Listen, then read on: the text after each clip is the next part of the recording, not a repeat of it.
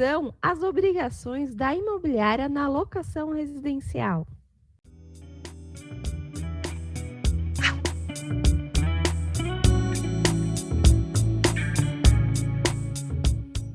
Olá, eu sou Fabiana Maia, jornalista do Grupo SP Imóvel. Para dar sequência à nossa série sobre locação de imóvel, estou com Marcel de Toledo.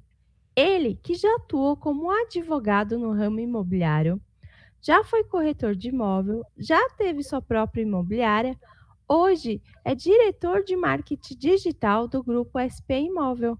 Marcel, seja bem-vindo. Olá, Fabiana. Marcel, qual é o papel da imobiliária na locação de imóvel residencial? Bem, a imobiliária, tem a imobiliária que faz a locação e a imobiliária que faz a locação e a administração. Então, no caso aqui, eu vou falar um pouco desse papel das duas coisas, né? A imobiliária, ela é responsável, quando se coloca um imóvel para alugar, ela é responsável pela avaliação cadastral dos inquilinos e, inclusive, até dos locadores, ou seja, dos proprietários. Por exemplo, se esse imóvel tiver algum problema documental, é responsabilidade da imobiliária com os inquilinos e vice-versa, né? Então, ah, quando ele se coloca para alugar, esse locador, esse proprietário, essa imobiliária tem que avaliar as condições da locação, informar essas condições da locação para esse proprietário, expondo, por exemplo, se o inquilino tem alguma restrição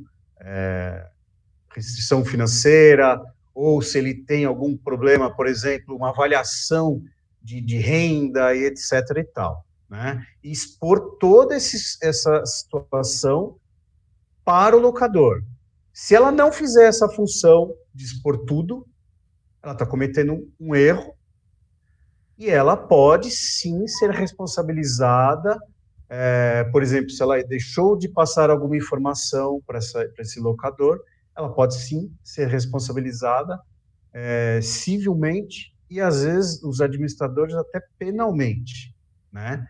Então, por exemplo, vamos supor que a imobiliária ela não está muito preocupada em alugar para bons inquilinos, logo de cara esse inquilino começa a não pagar o aluguel.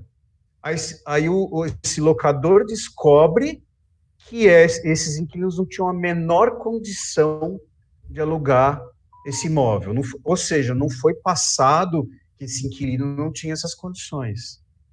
Automaticamente, esse locador ele pode processar sim essa imobiliária por danos materiais, inclusive cobrar os aluguéis aí, né, que ficaram indevidos, se for o caso, tá? Agora, se essa imobiliária, que é a função dela, passou todos os dados, olha, não tem restrição, tá aqui as fichas cadastrais, ele não, os nomes estão, o nome está totalmente limpo, né? Que a gente fala de restrição ao crédito, eles têm condições através dos olerites ou através às vezes até de extrato bancário, tá? Apesar de falarem que é proibido, mas quando proibido demonstrar esses extratos, mas quando o inquilino não tem condições de informar como ele recebe, uma das formas é pelos extratos bancários, né?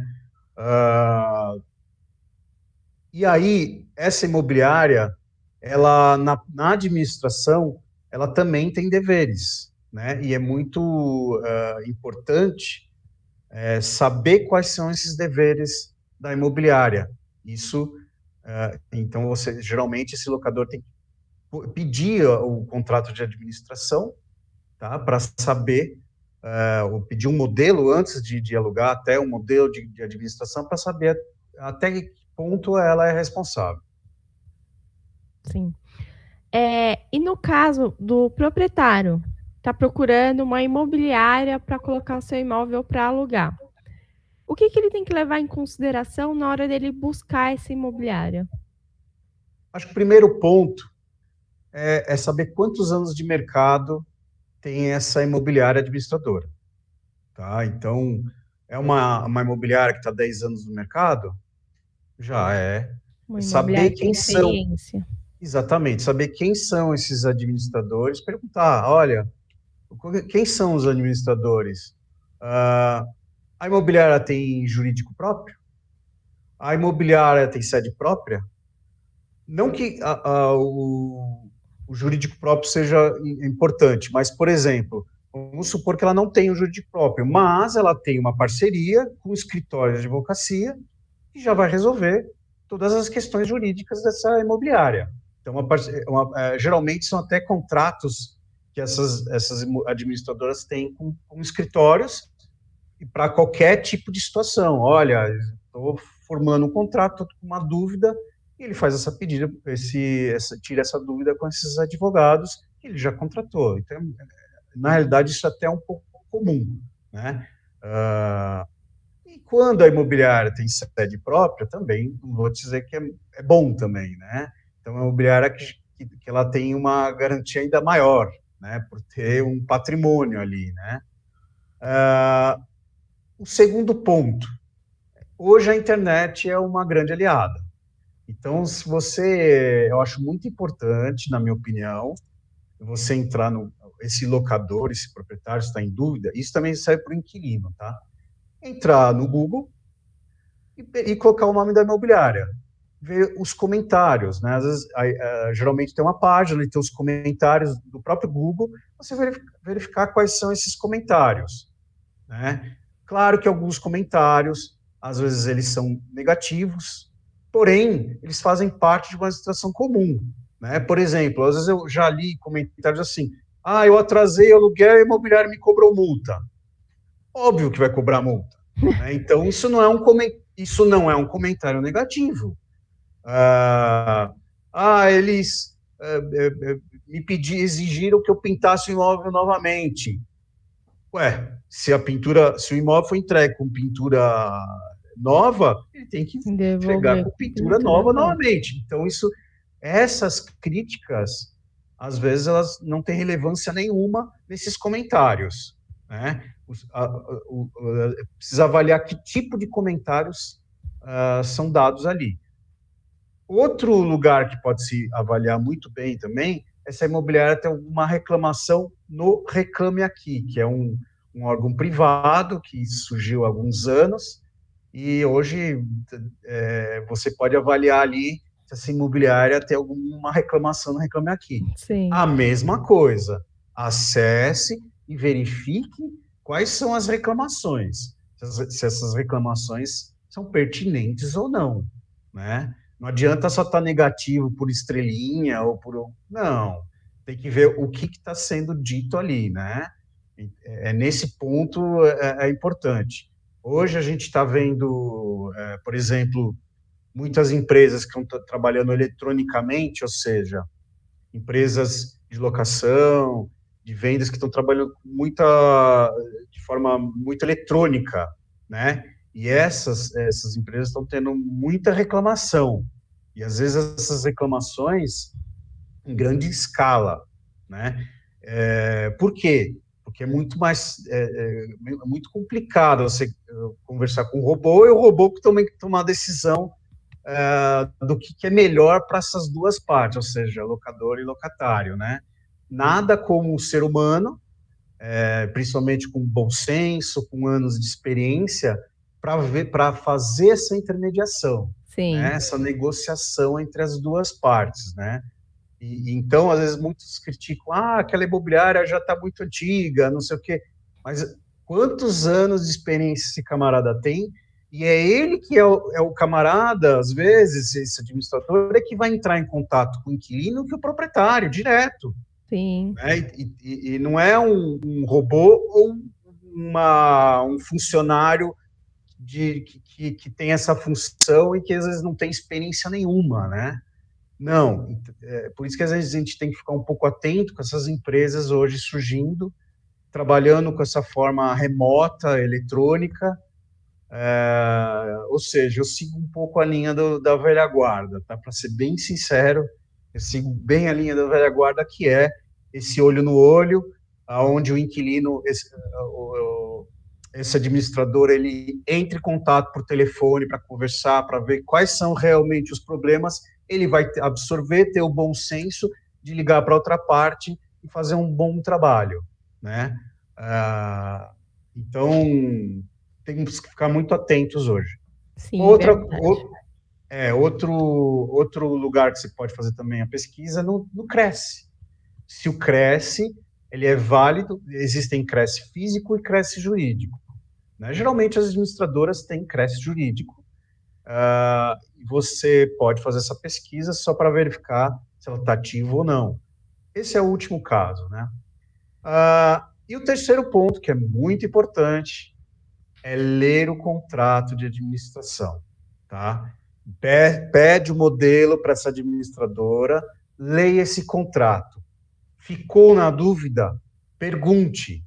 E não pergunte para o corretor, é essa a indicação que eu dou. Não pergunte para o corretor. Por favor, eu poderia falar com alguém da administração e essa pessoa da administração tem que explicar esse contrato. Ou seja, um dos quesitos principais que mais acontecem, por exemplo, se esse inquilino atrasa, quem tem que ingressar com a ação de despejo?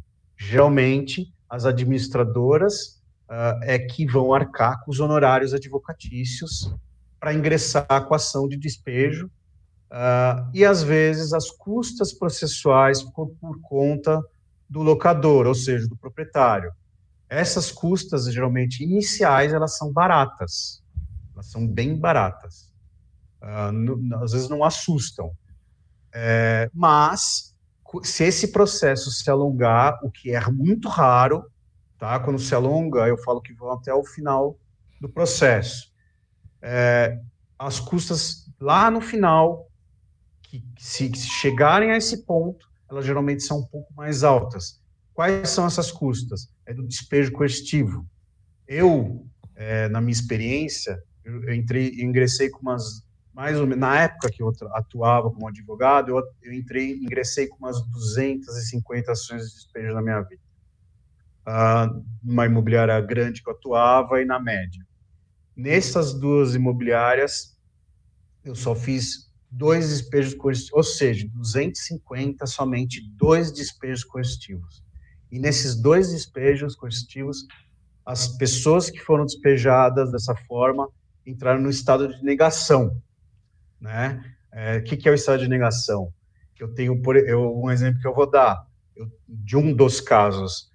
Eu tenho 2 filhos menores, aqui tenho filhos menores, nunca vão me despejar porque eu tenho 2 filhos menores. E não é bem assim. Esse inquilino, ele é responsável pelas 2 crianças, então sim, pode ser feito o despejo, independente se tem menores na casa.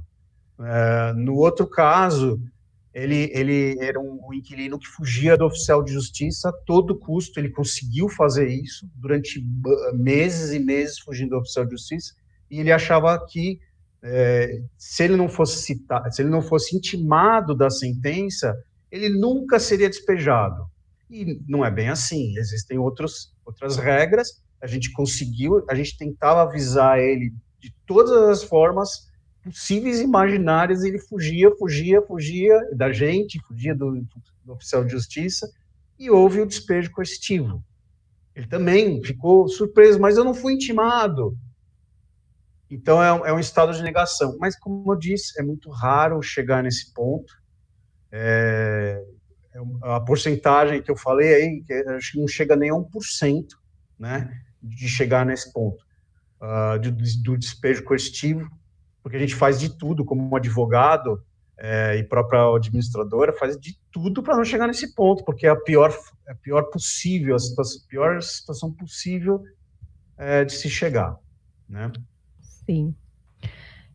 Marcel, em nosso canal, né, do YouTube, recebemos um comentário de uma internauta que eu acho interessante a gente colocar aqui para você esclarecer, referente ao papel da imobiliária. A internauta Marisa, ela colocou assim: o que eu faço? Entrei pela imobiliária, porém a mesma fechou. Tem alguma proteção quanto o calção que eu depositei? No caso dessa inquilina, ela vai receber essa caução de qualquer forma, independente se a imobiliária fechou ou não. Por quê? A responsabilidade por essa caução é do locador, ou seja, do Do proprietário. proprietário. Eu espero que nessa locação inicial, essa imobiliária tenha repassado diretamente essa caução para o locador, ou seja, a posse, o mais correto é o locador ficar com a posse dessa caução, né? É o mais correto. Nada impede, isso às vezes acontece, o locador fala assim, eu não quero ficar com essa caução, eu não quero essa responsabilidade, que soa meio, às vezes é outra negação, ele tem medo de pegar esse dinheiro e gastar o dinheiro, né? Então ele deixa na mão do administrador, se houver um pacto nesse sentido, não tem problema nenhum. Porém, corre esse risco. A imobiliária fechou e ele vai ter que pagar essa caução, né? Se aconteceu da imobiliária ter ficado com essa caução. Então, a Marisa, ela pode ficar tranquila que ela tem que receber essa caução no final do contrato. Sim, é Sim. obrigação do locador, do proprietário. Obrigada, Marcel. Esse foi o nosso bate-papo de hoje. E se você deseja colocar seu imóvel para alugar, ofereça aqui em nosso portal gratuitamente. As imobiliárias conveniadas com o nosso portal farão essa intermediação.